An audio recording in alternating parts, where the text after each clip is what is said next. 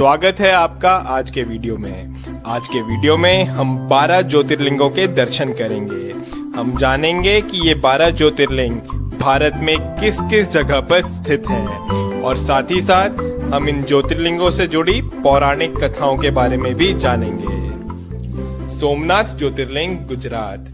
सोमनाथ ज्योतिर्लिंग 12 ज्योतिर्लिंगों में से पहला ज्योतिर्लिंग है और ये गुजरात के सौराष्ट्र में स्थित है। इस ज्योतिर्लिंग का संबंध स्वयं चंद्रदेव से है, तभी इसका नाम सोमनाथ है। इसके पीछे की पौराणिक कथा कुछ इस तरह से है। चंद्रदेव की शादी दक्ष की 27 बेटियों के साथ हुई थी। इन 27 रानियों में से चंद्रदेव रोहिणी नामक रानी का ज्यादा ध्यान रखते थे और बाकी रानियों पे ध्यान नहीं देते थे। इस पर क्रोधित होकर के दक्ष ने चंद्रदेव को श्राप दिया कि चंद्रदेव की रोशनी का तेज कम होता जाएगा। इस श्राप से बचने के लिए चंद्रदेव ने भगवान शिव की आराधना करी और इस पर प्रसन्न होकर के भगवान शिव ने चंद्रदेव को इस श्राप से मुक्त किया। पौराणिक कथाओं के अनुसार माना जाता है कि चंद्रदेव ने ये मंदिर सोने का बनवाया था। उसके बाद रावण ने इस मंदिर को चांदी का बनवाया और फिर श्री कृष्ण ने इस मंदिर को चंदन का बनवाया। इतिहास के अनुसार माना जाता है कि अलग अलग युद्धों की वजह से सोमनाथ मंदिर 17 बार टूटा है और इसका पुनर्निर्माण हुआ है। आज जो हम सोमनाथ मंदिर देख रहे हैं उसका निर्माण श्री वल्लभ भाई पटेल ने करवाया था। और ये हैं सोमनाथ ज्योतिर्लिंग के आरती के दर्शन।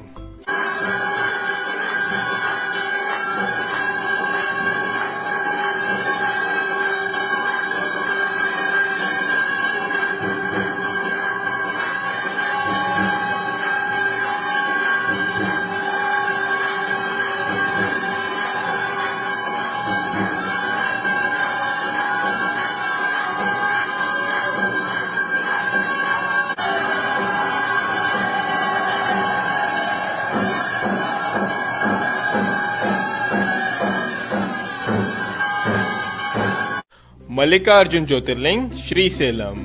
मल्लिकार्जुन ज्योतिर्लिंग आंध्र प्रदेश में श्रीशैलम नाम की जगह में कृष्णा नदी के तट पर स्थित है। इसकी पौराणिक कथा कुछ इस तरह है। जब भगवान गणेश और भगवान कार्तिकेय की शादी की बात चल रही थी तब प्रश्न ये उठा कि किसकी शादी पहले होगी। इसका निर्णय करने के लिए भगवान शिव ने दोनों को विश्व का चक्कर लगा करके आने को कहा।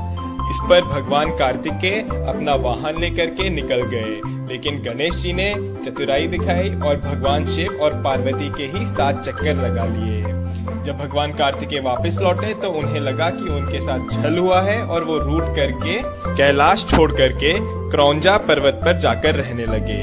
माता पार्वती के कई बार समझाने पर भी उन्होंने अपना हट नहीं छोड़ा और वो कैलाश वापस नहीं आए। तब भगवान शिव और माता पार्वती स्वयं ही कैलाश छोड़ करके श्रीशैलम में आकर के रहने लगे और इस तरह से ये प्रसिद्ध हुआ मल्लिकार्जुन ज्योतिर्लिंग के नाम से। महाकालेश्वर ज्योतिर्लिंग उज्जैन। महाकालेश्वर ज्योतिर्लिंग उज्जैन में शिप्रा नदी के तट पर स्थित है। माना जाता है कि महाकालेश्वर ज्योतिर्लिंग स्वयंभू है, यानी कि वो खुद से यहाँ उत्पन्न हुआ है। महाकाल ज्योतिर्लिंग की विशेषता ये है कि ये एकमात्र दक्षिण मुखी ज्योतिर्लिंग है। यहाँ पर हर रोज सुबह 4 बजे भस्म आरती होती है जो कि पूरे विश्व में प्रसिद्ध है। उज्जैन के लोग महाकाल को इस नगरी का राजा मानते हैं। और ये है महाकाल बाबा की आरती के दर्शन।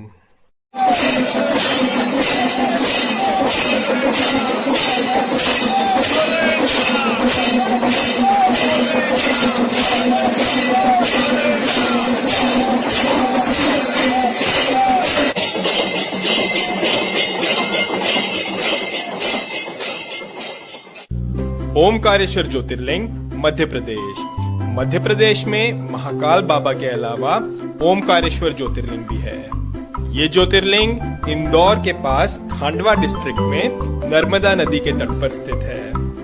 ये ज्योतिर्लिंग जिस पहाड़ पर है वो पहाड़ नर्मदा नदी के बीच एक द्वीप है। इस पहाड़ के चारों ओर नर्मदा नदी बहती है और इस वजह से ये पहाड़ ओम के आकार में है। और तभी इस ज्योतिर्लिंग को ओमकारेश्वर के नाम से जाना जाता है।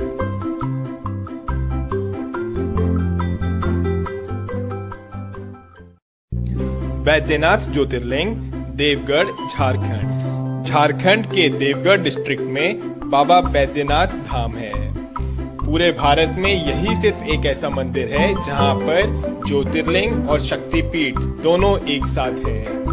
बाबा बैद्यनाथ को लेकर के कई सारी पौराणिक कथाएं हैं और उनमें एक कथा ये भी है कि यही वो जगह है जहां पर रावण ने भगवान शिव को प्रसन्न करने के लिए अपने 10 सिरों का बलिदान दिया था। भगवान शंकर ने प्रसन्न होकर के रावण को दर्शन दिए और रावण का इलाज किया। तभी इस धाम को वैद्यनाथ के नाम से जाना जाता है, क्योंकि भगवान शंकर ने वैद्य की तरह रावण को ठीक किया। भीमाशंकर ज्योतिर्लिंग महाराष्ट्र। भीमाशंकर ज्योतिर्लिंग महाराष्ट्र में पुणे के पास सह्याद्री हिल्स पर है। यहाँ से भीमा नदी उत्पन्न होती है।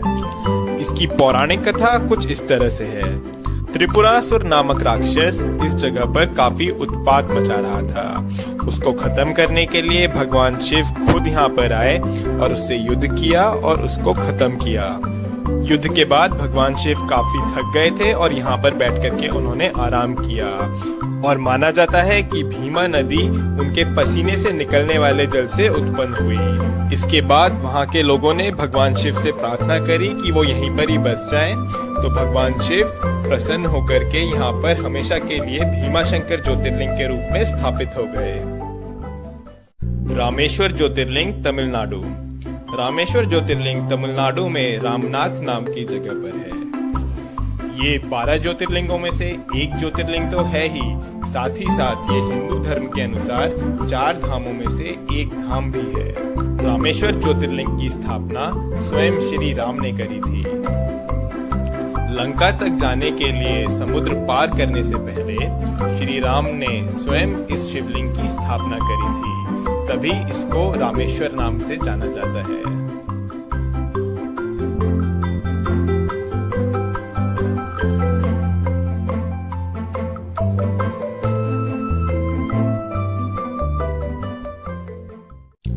नागेश्वर ज्योतिर्लिंग गुजरात। गुजरात में सोमनाथ बाबा के अलावा नागेश्वर ज्योतिर्लिंग भी है।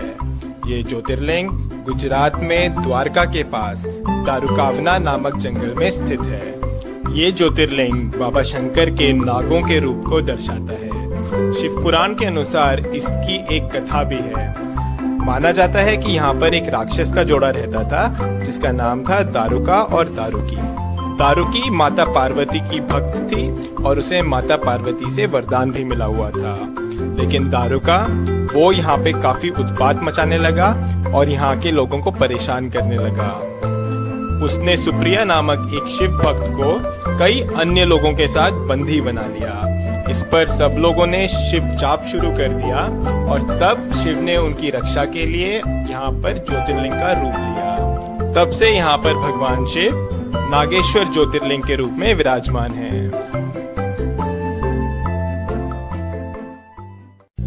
विश्वनाथ ज्योतिर्लिंग बनारस। उत्तर प्रदेश के बनारस शहर में विश्वनाथ ज्योतिर्लिंग है। बनारस, जिसे कि दुनिया की सबसे पुरानी नगरी भी माना जाता है, यहीं पर काशी विश्वनाथ जी का मंदिर है।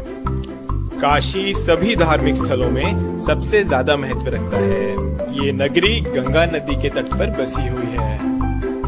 काशी विश्वनाथ जी के दर्शन आदि शंकराचार्य जी जैसे कई ऋषि मुनियों ने करे हुए हैं। इस स्थान के बारे में मान्यता है कि अगर प्रलय भी आएगी तो काशी विश्वनाथ बचा रहेगा। माना जाता है कि इसकी रक्षा के लिए शिव जी इसे अपने त्रिशूल पे उठा लेंगे और सब कुछ ठीक होने पर इसे पुनः इसके स्थान पर रख देंगे। जो मंदिर हम आज देख रहे हैं, इसका निर्माण देवी अहिल्याबाई होलकर ने कराया था और ये हैं काशी विश्वनाथ जी के आरती के दर्शन।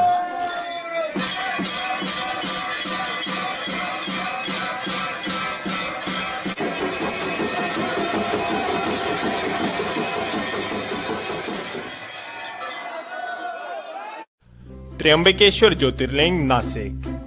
महाराष्ट्र में नासिक के पास त्र्यंबकेश्वर ज्योतिर्लिंग है। ये ज्योतिर्लिंग ब्रह्मगिरी पर्वत के पास है और ब्रह्मगिरी पर्वत से गोदावरी नदी उत्पन्न होती है। माना जाता है कि गौतम ऋषि और गोदावरी नदी के आग्रह करने पर भगवान शिव ने यहाँ पर ज्योतिर्लिंग का रूप लिया।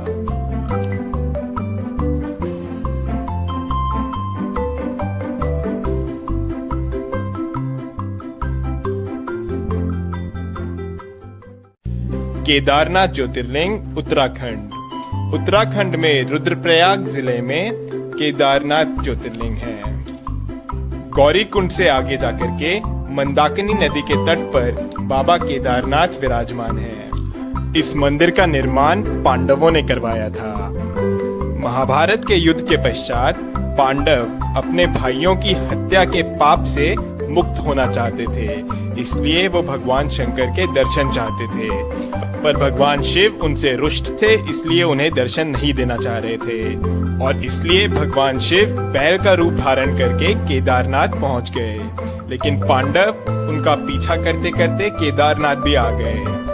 तब भगवान शिव धरती में समाने लगे, लेकिन भीम ने बैल की पीठ पकड़ ली थी। तभी यहाँ पर केदारनाथ शिवलिंग बैल के पीठ के रूप में है। भगवान शिव ने पांडवों को दर्शन दिए और उन्हें पाप से मुक्त किया। पांडवों ने यहाँ पर फिर केदारनाथ मंदिर का निर्माण करवाया। ये मंदिर काफी पुराना है और माना जाता है कि करीब 400 साल तक ये मंदिर बर्फ के अंदर दबा हुआ था। कृष्णेश्वर ज्योतिर्लिंग महाराष्ट्र में औरंगाबाद के पास एलोरा केव्स हैं और इन्हीं एलोरा केव्स के पास में है कृष्णेश्वर ज्योतिर्लिंग। इस ज्योतिर्लिंग की मान्यता ये है कि यहाँ पर घुष्मा नाम की एक शिव भक्त थी। उसके पुत्र को उसकी ही बहन ने छल से मारा था। अपनी भक्त पर इस तरह के अन्याय को देख भगवान शिव यहाँ पर प्रकट हुए और घुष्मा को दर्शन दिए और इसके बाद भगवान शिव यहाँ पर ज्योतिर्लिंग के रूप में स्थापित हो गए। तो ये हैं हमारे 12 ज्योतिर्लिंग।